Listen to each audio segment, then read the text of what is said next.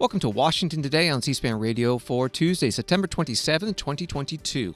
Senator Joe Manchin, Democrat from West Virginia, asks that his energy project permitting reform bill be removed from a federal government temporary funding bill after it became clear that the combined bills would fail on a procedural vote and not get the 60 votes needed because of almost solid Republican senator opposition, and some Democrats as well opposed.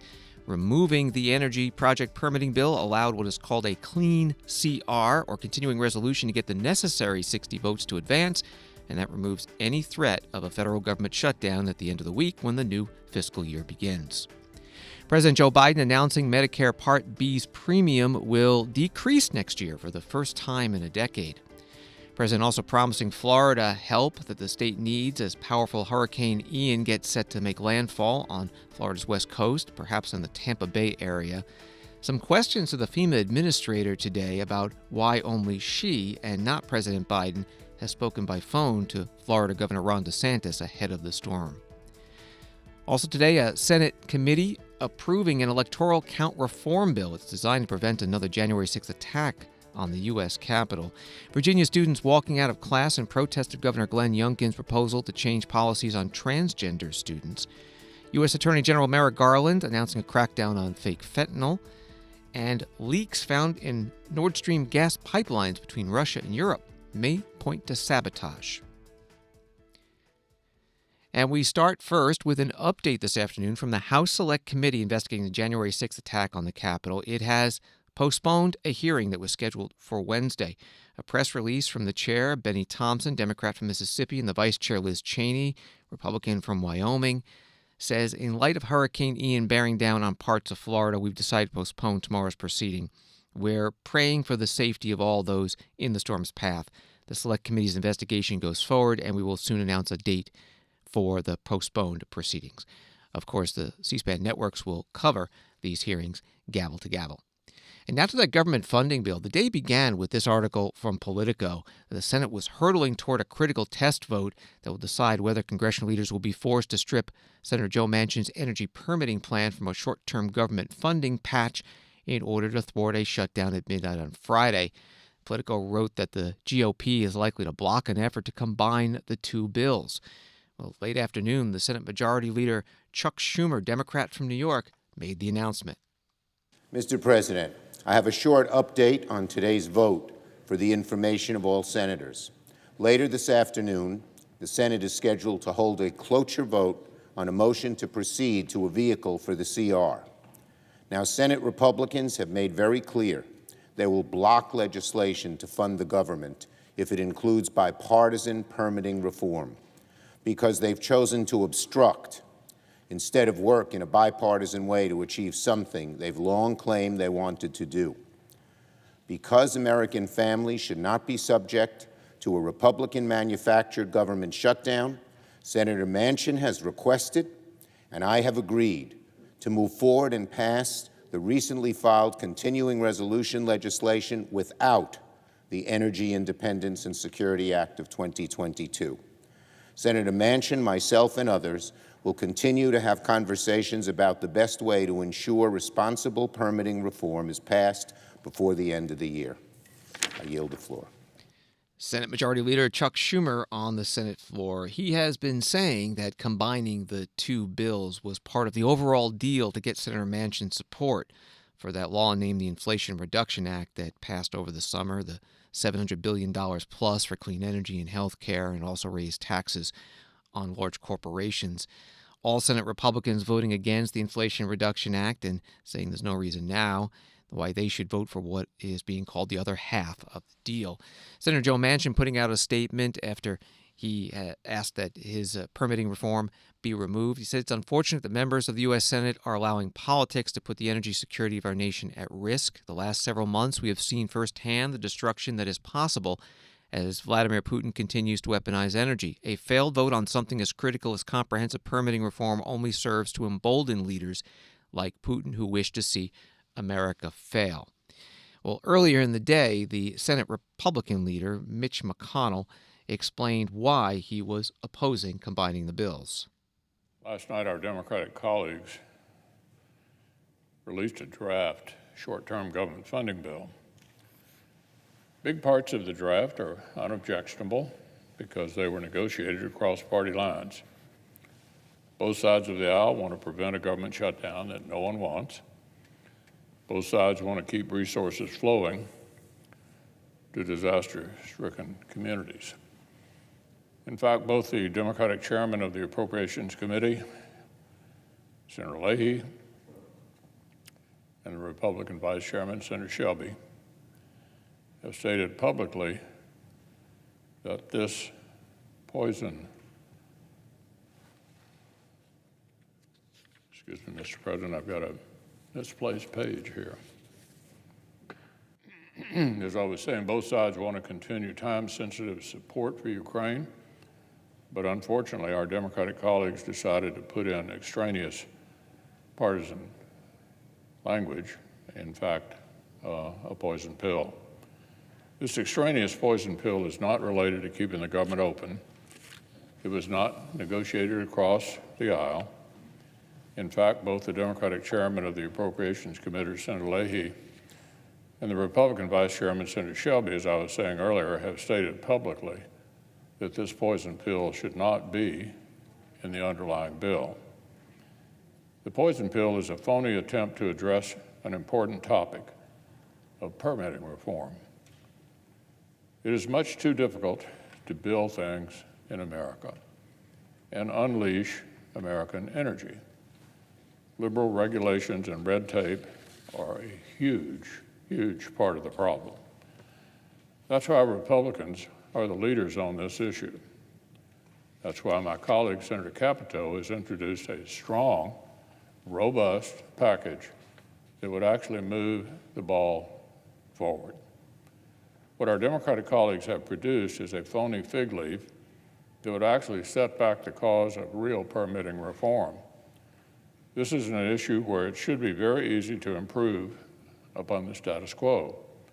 But amazingly, our Democratic colleagues have managed to write language that would actually, listen to this, make things even worse. Senator Manchin's bill goes out of its way to avoid actually amending the National Environmental Policy Act or any other environmental law. It layers new bureaucracy on top of existing bureaucracy.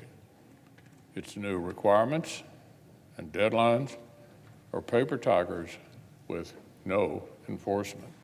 The Senate Minority Leader Mitch McConnell, Republican from Kentucky, earlier today on the Senate floor before the Senate Majority Leader Chuck Schumer announced that at Senator Manchin's request, the two bills that being discussed, the energy project permitting reform bill and the government funding bill, would be separated. Instead, there'd be a vote only on temporarily funding the government. Earlier in the day, though, before that happened, here was Senator Manchin interviewed on CNN about the Republican opposition. I don't, I'm not going to second guess what Mitch would do and what his motives are. I think there'll be a time when he looks back, if he really evaluates this well, that we've never had this opportunity to take a major step forward that we're all in sync with. Permitting reforms need to be done for the United States to meet the energy challenges. So if you're for fossil fuel, and clean fossil fuel, which I am, then you have to build basically pipelines, transmission lines. If you're for clean, which I think most Americans would like to do more that they can in renewables and clean, you've got to have transmission lines to develop and to basically deliver it, because most of that is going to be produced in areas where there's no people. So there's so much that needs to be done here to meet the challenges for the 21st century. We're not going to go down this path again. We're not going to have these opportunities again when you have Democrats, the overwhelming majority of Democrats are voting for it. They know the challenges and they see the good that can be done. At Senator Joe Manchin, Democrat from West Virginia, on CNN this morning. And later in the day, he announced that he had asked the Senate Majority Leader Chuck Schumer to remove the permitting language from the continuing resolution. That's the bill that funds the government. And therefore, it will be moving forward this week and no more threat of a government shutdown. The continuing resolution will fund the federal government from the start of the new fiscal year, October 1st through December 16th. It does include about $12 billion in aid to Ukraine, security assistance, military assistance, and also financial aid. Not included, billions of dollars that President Biden requested for coronavirus and monkeypox response. Senate Republicans indicated they would oppose that. This is Washington Today. President Biden today talking about what he says is his successes in recent legislation to lower health care costs. He is highlighting an announcement from the Centers for Medicare and Medicaid Services. The monthly premiums for Medicare's outpatient care coverage, that's Part B, will be going down next year. And this morning, got even more good news about lower costs. The Department of Health and Human Services announced that the premium for Part B will in fact decrease this year. That's a fee you pay. That's a fee you pay for Medicare to cover your visits to your doctor. For years, that fee's gone up. Now, for the first time in more than a decade, it's going to go down. And millions of seniors and people with disabilities on Medicare, that means more money in their pockets while still getting the care they need. And on top of that, if you have a Medicare's prescription drug coverage Part D, you pay for your prescriptions more than you pay for your prescriptions, more of your shots will also be free. We're getting rid of the cost of the prescriptions and bringing them way down. But guess what? If you need a vaccine like shingles, last year more than 2 million seniors got that vaccine. Most of the folks had to pay $100 for that shot. In some cases, $200 for that shot. Well, do you have any wonder how many seniors skipped that shot? For seniors with disease, it could be because it's too expensive. Well, they won't have to make that choice anymore. Thanks to the Inflation Reduction Act starting in January, senior Medicare prescription drug coverage and the price you pay for these shots will drop to zero. To zero. As I said, just for the shingles vaccine alone, that's more than $100 or more out of your pocket. President Joe Biden in the White House Rose Garden. The standard monthly premium for Medicare Part B next year will be $164.90. That will be down from this year, $5.20, about 3%. On Wall Street today, the Dow down 125 points, NASDAQ up 26, and S&P down 7. 2.5 million Florida residents are under evacuation orders as Hurricane Ian approaches. Ian is currently a Category 3 storm, but may strengthen to Category 4 before it makes landfall. Some models showing that would be south of Tampa Bay as soon as Wednesday. President Biden, at the start of his remarks in the White House Rose Garden on health care costs, spoke about federal preparations to help Florida. Hurricane Ian made landfall in Cuba this morning as a Category 3 storm. Florida is now preparing for the hurricane to make landfall. Forecasts can change, but for now, the experts say this could be a very severe hurricane, life-threatening and devastating in its impact. So I want to be clear about two main messages. First, my administration is on alert and in action to help the people of Florida. I've approved Florida's request for emergency assistance immediately upon receiving it from the governor when they received it. And I directed my team to surge federal assistance there before the storm hit. FEMA has already deployed 700 personnel to Florida, and the governor has activated 5,000 state National Guard with another 2,000 guards coming from other states. FEMA is also proposing and pre-positioning 3.5 million liters of water, 3.7 million meals, and hundreds of generators.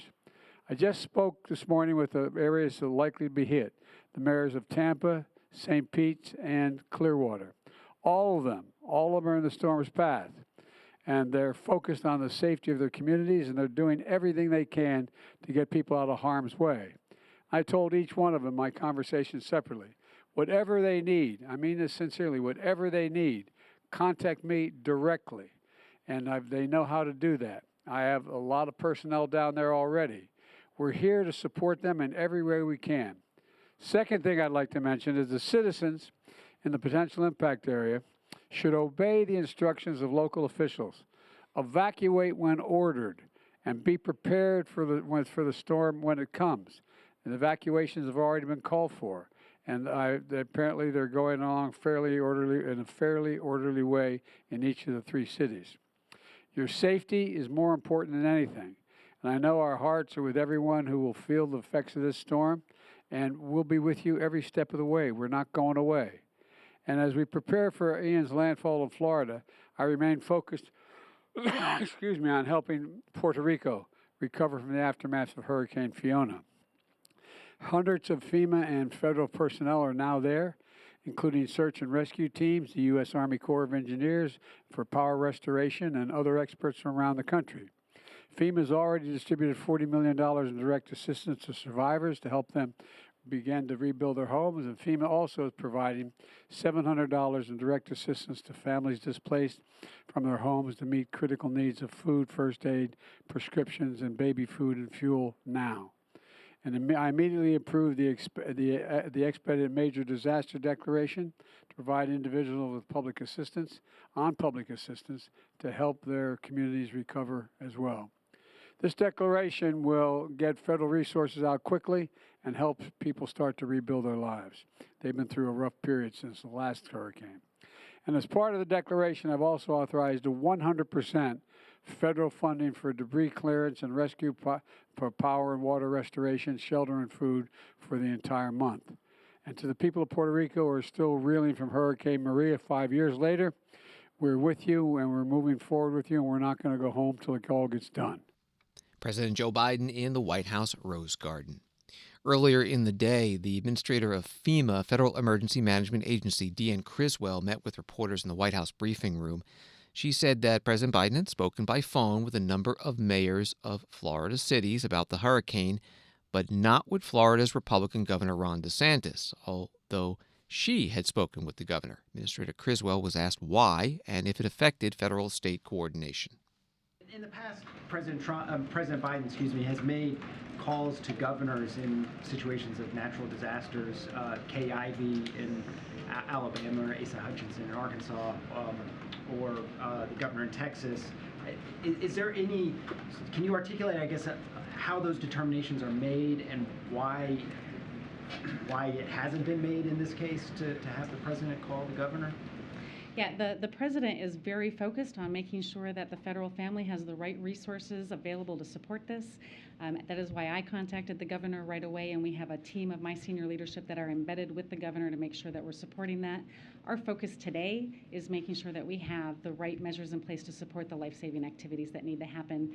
Any conversations afterwards we need to see what the damages are.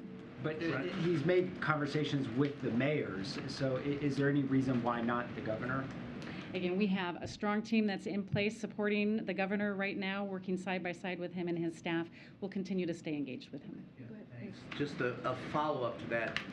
Normally, presidents call governors or the governors call presidents, but the only thing that really, during hurricanes, the only real question I really want answered is it in any way the fact that they haven't talked? Is there any way that it's impeded efforts for the federal government or FEMA to implement plans in Florida?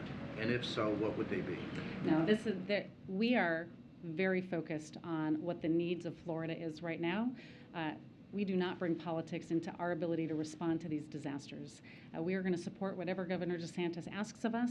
We signed his emergency declaration within hours of him sending it in. We'll continue to do that as we see what the impacts of the storm are. So the communication between the president and the governor has no impact on how you all operate? Zero.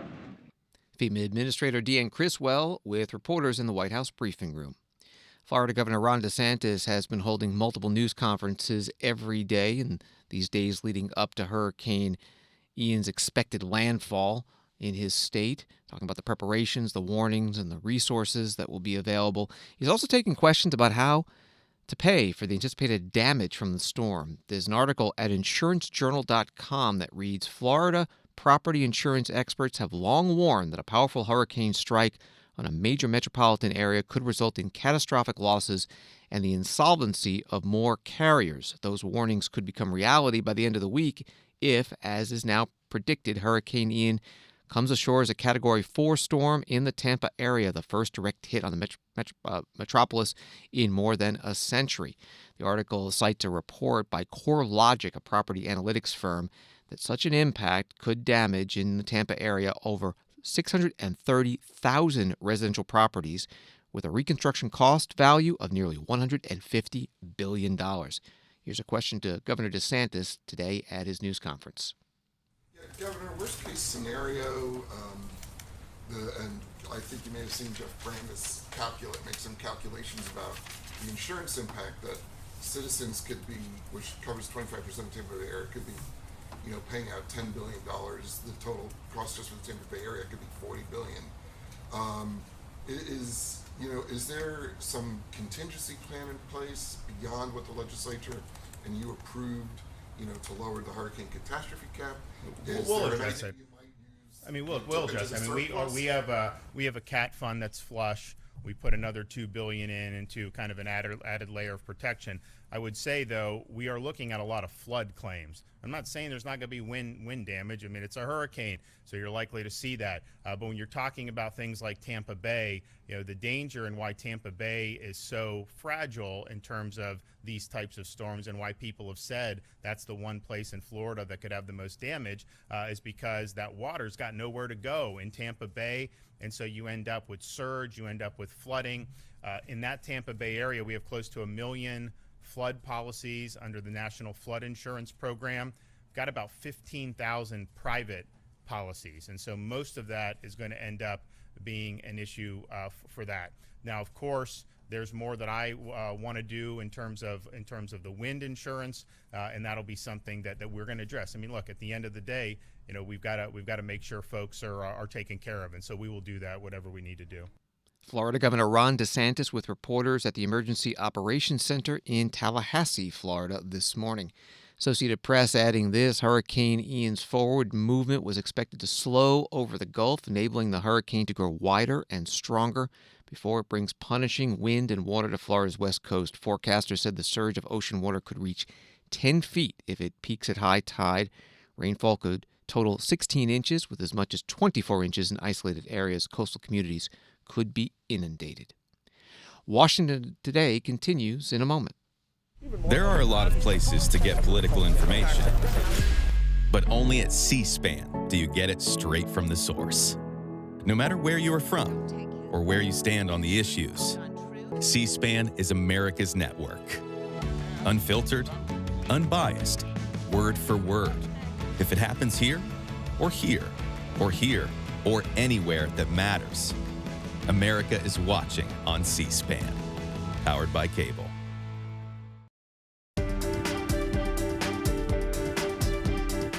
Welcome back to Washington Today, which you can get as a podcast wherever you get your podcasts and also on the free C-SPAN Now video app.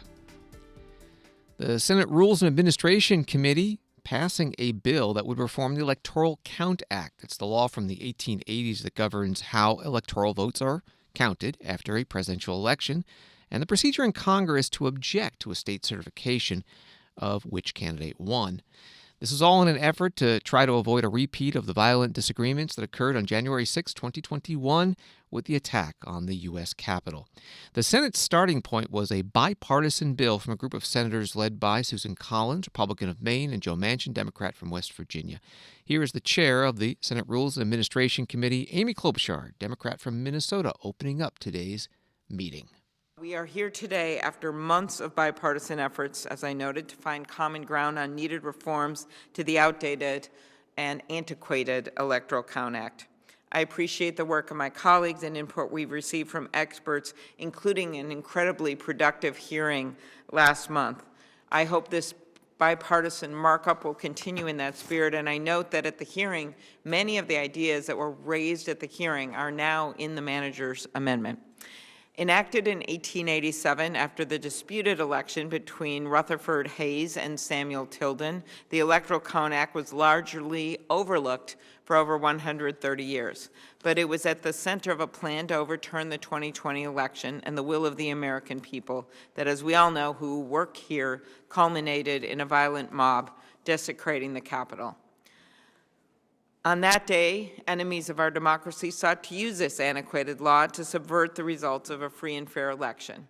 They did this by making false claims that this law allowed the vice president to refuse to accept electoral votes that were lawfully cast by recruiting state legislators to declare a failed election and appoint their own electors, and by exploiting the fact that the law allows one single senator and one single representative to object to the state's electoral votes and use baseless claims to delay the count in Congress. And I will note that this could happen. Either party could decide to have one person object or another person object, and we could literally have a delay, as Senator Blunt and I know from looking at this leading into January 6th, that could go on for day or days and days.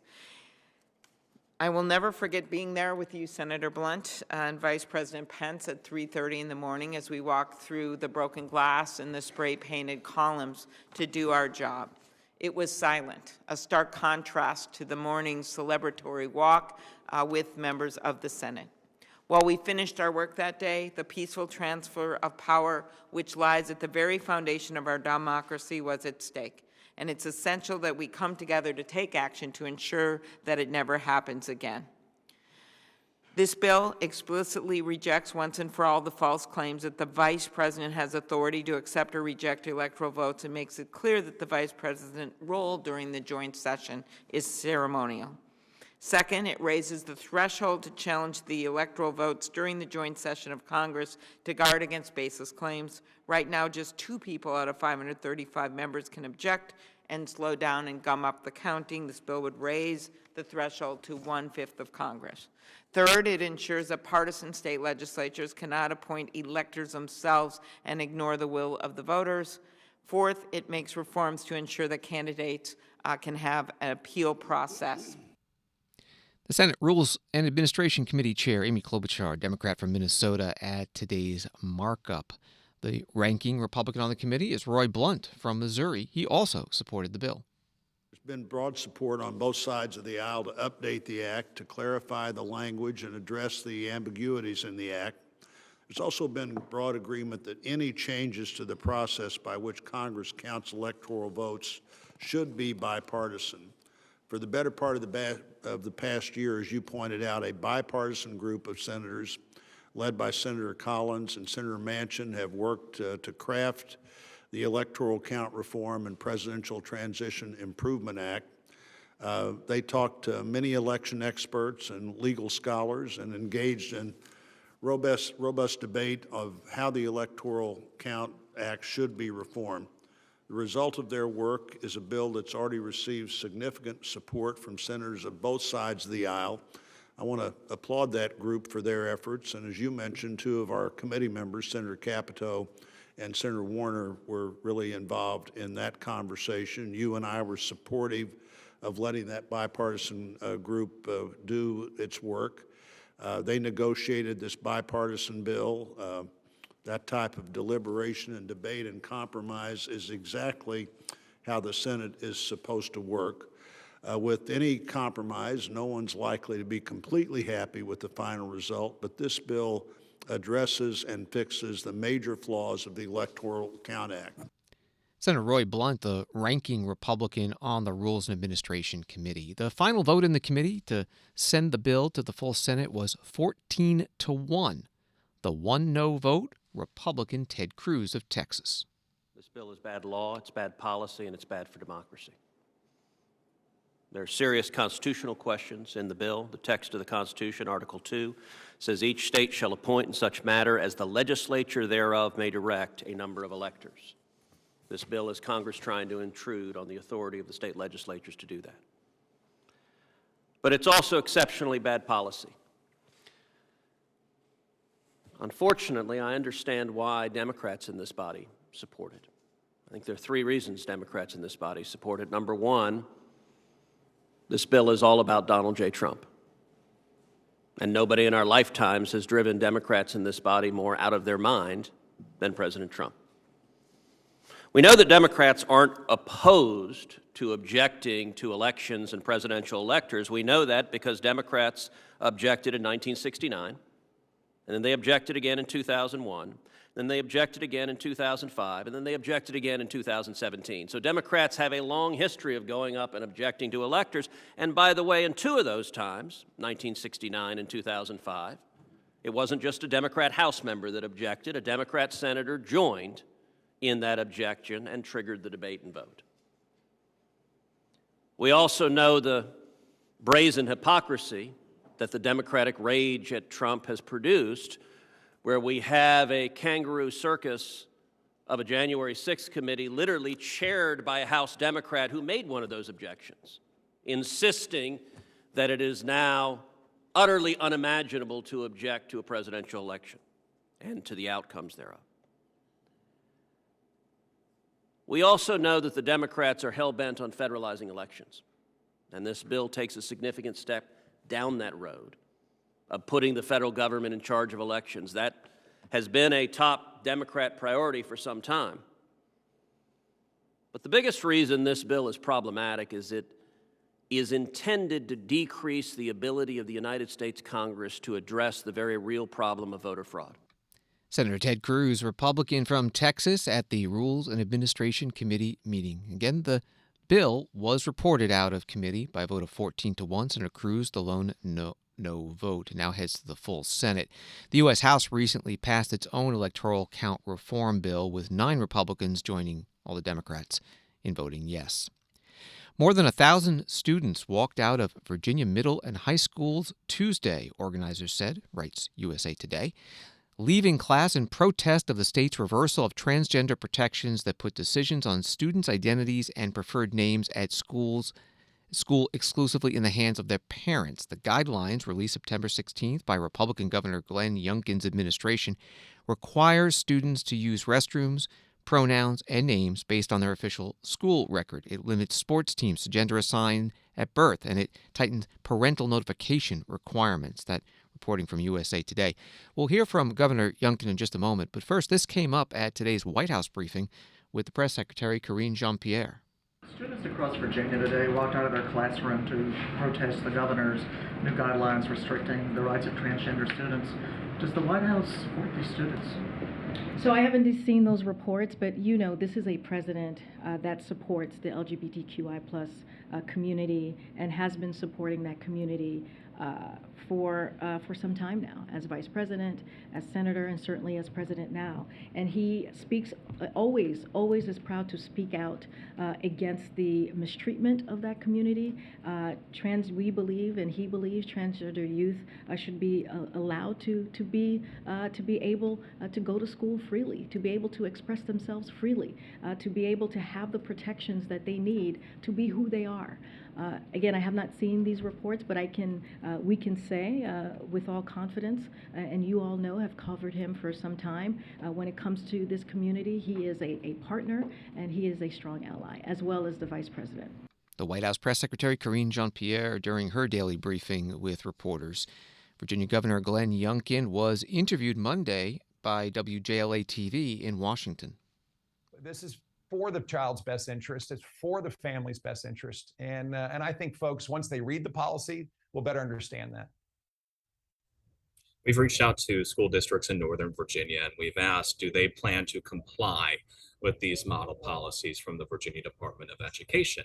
Some have said they don't plan to comply. Others have said they're going to review it and go from there.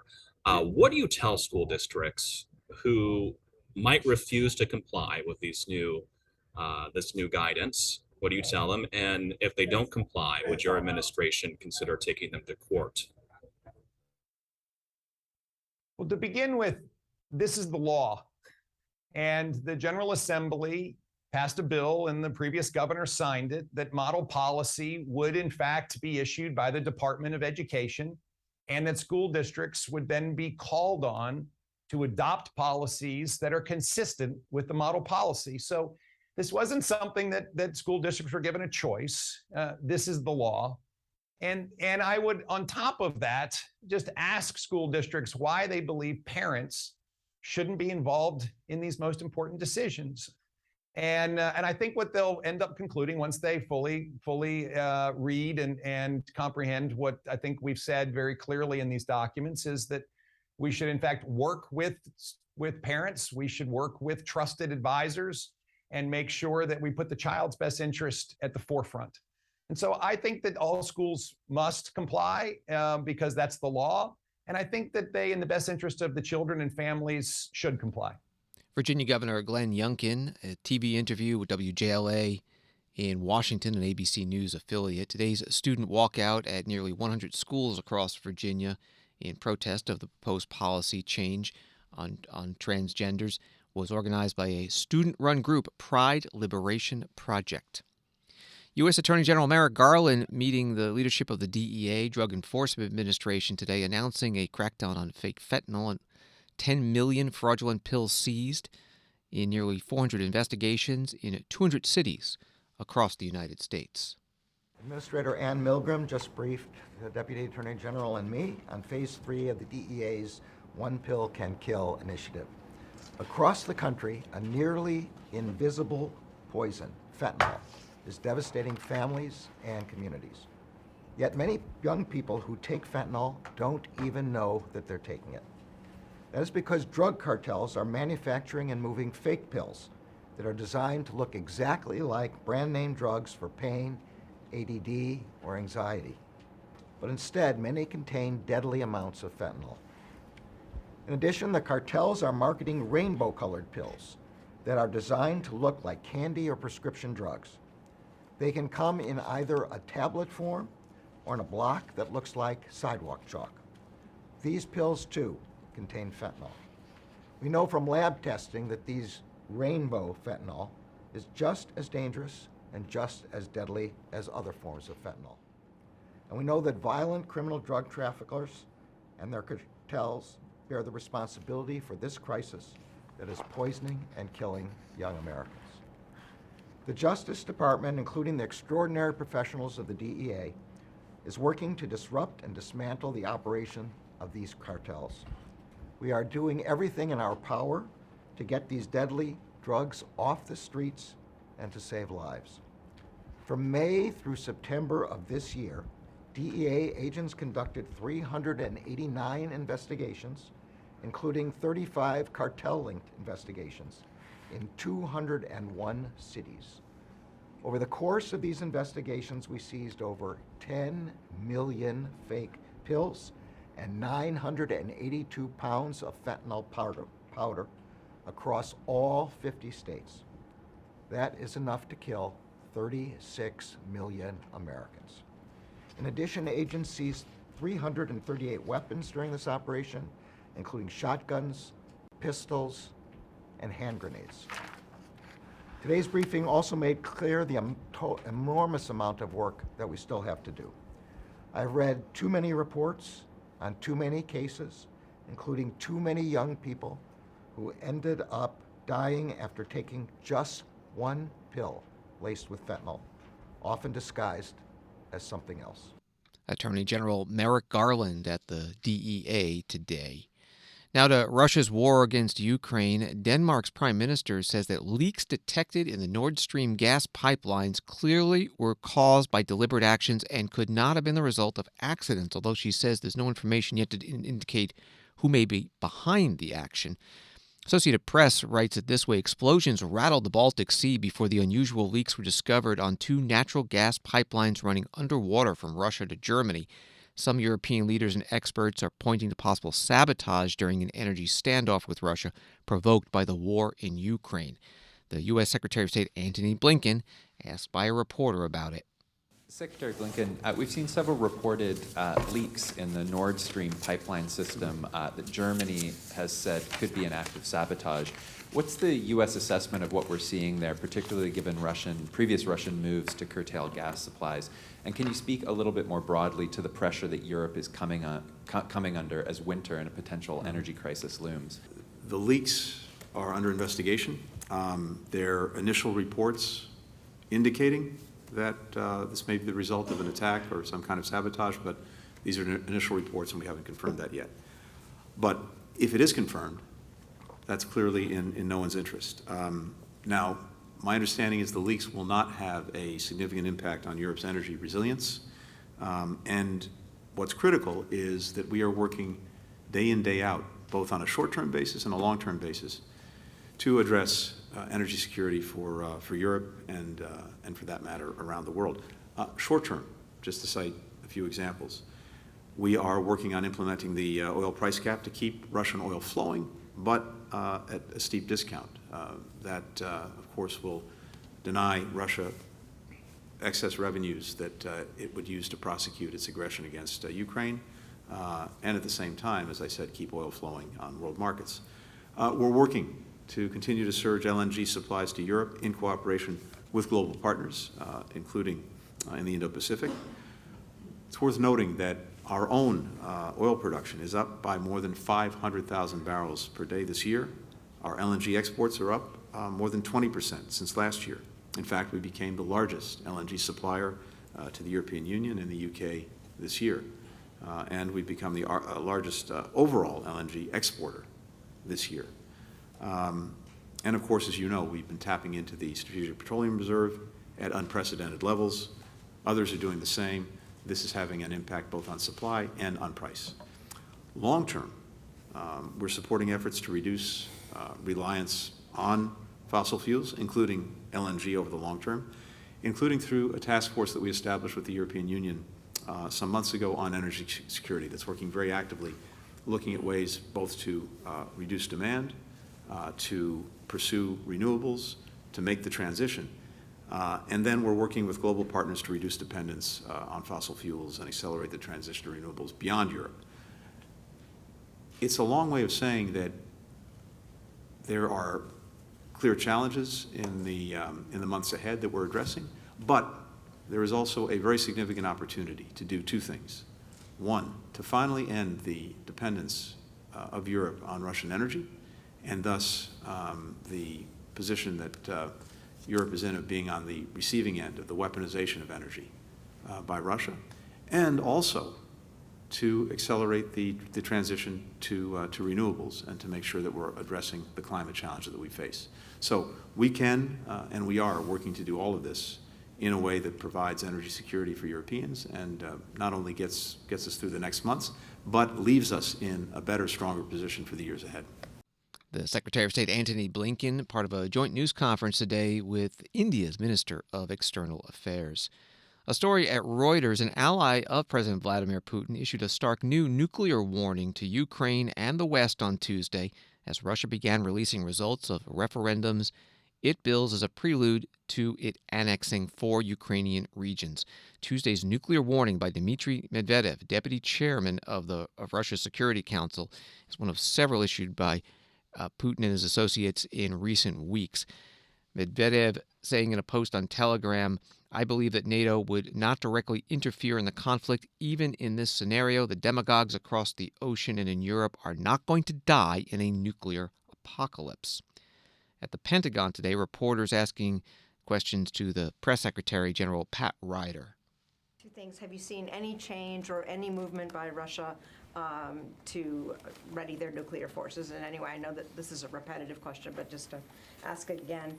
And have you seen any shifts in Russian force posture overall as these annexations votes start to get released? And anything about it? Any more troops coming in? Any effort to shore up areas? Anything like that? Sure.